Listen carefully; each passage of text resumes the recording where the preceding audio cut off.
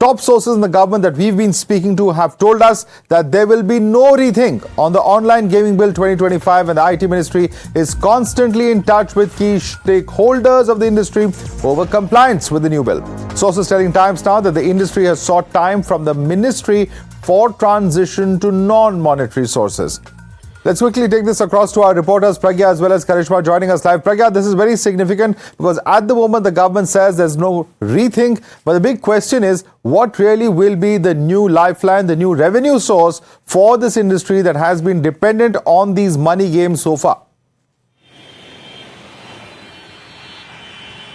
Well, Madhav, the ministry is very clear as far as money is concerned. There will be no game that has to be banned, and it will be an offense if there is money involved. So industry is speaking to the ministry, and in fact they are asking for some time for the transition and winding up the format of the games that uses money, in fact. And ministry is also thinking upon how to make them comply with the new bill that has been passed in the parliament about this online gaming. But ministry is also very clear that they want to promote esports and they want to promote online games, so much so that they want to formalize these games for international forums as well. So in a way they are saying you have many revenue sources and you will eventually come out with a revenue model as well without money being involved. But as far as money is concerned, no one will use money. In fact, they have asked these companies also to go back. The industry have been asked to go back and give back the money to the customer. Unless until they do so, there will be no talks to the ministry at all. Ministry is very firm that money games cannot and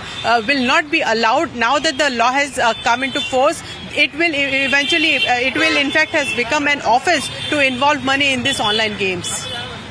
In fact, there are several such companies that have come out to announce that they will be shutting down their online money game sections. We are also talking about several such companies, including one such company, Russian India, is talking about